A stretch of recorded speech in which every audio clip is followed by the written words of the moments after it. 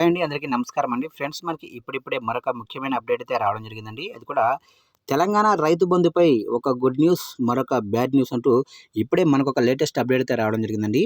అయితే ఇందుకు సంబంధించిన పూర్తి వివరాలైతే తెలుసుకుందామండి. ఆ గుడ్ న్యూస్ ఏంటి? ఆ బ్యాడ్ న్యూస్ ఏంటి అనేది వీడియో ఎక్కడా స్కిప్ చేయకుండా చూడండి ఫ్రెండ్స్. అప్పుడే మనకు పూర్తి సమాచారం అయితే తెలుస్తుంది. ఇక లేట్ చేయకుండా వివరాల్లోకి వెళ్ళిపోదాము. ఫ్రెండ్స్ నాది ఒక చిన్న రిక్వెస్ట్ ఫ్రెండ్స్. ఇంతవరకు మన ఛానల్ ఇంకా ఎవరైతే సబ్స్క్రైబ్ అయితే చేసుకోలేదో సబ్స్క్రైబ్ అయితే చేసుకోండి. గవర్నమెంట్ నుంచి ఇలాంటి ముఖ్యమైన అప్డేట్స్ ఎప్పటికప్పుడు మీకు తెలియజేస్తూ ఉంటాను. ఇక లేట్ చేయకుండా వివరాలకు వెళ్ళిపోదాము.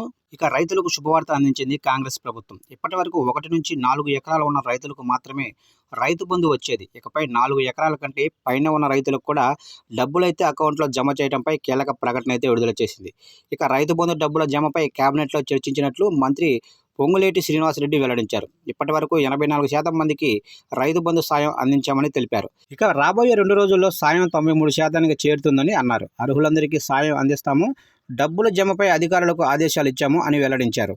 ఇక అనర్హులకు రైతు భరోసా ఇవ్వబోమని, వ్యవసాయం చేసే రైతులకు మాత్రమే పెట్టుబడి సాయం అందిస్తామని స్పష్టం చేశారు.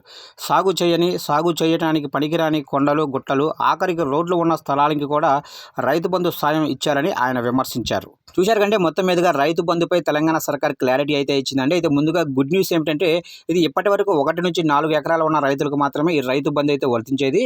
ఇకపై 4 ఎకరాల కంటే పైన ఉన్న రైతులకు కూడా ఈ రైతు బంధు వర్తిస్తుందని కీలక ప్రకటన అయితే విడుదల చేసింది.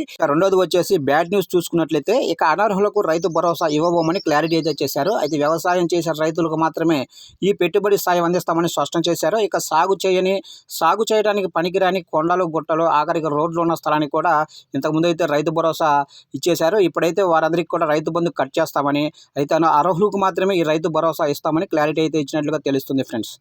చూసారా ఫ్రెండ్స్? అప్డేట్ నచ్చినట్లయితే లైక్ చేయండి. ఇలాంటి ముఖ్యమైన అప్డేట్స్ కోసం ఇప్పుడే మన ఛానల్ని సబ్స్క్రైబ్ అయితే చేసి ఫాలో చేయండి ఫ్రెండ్స్.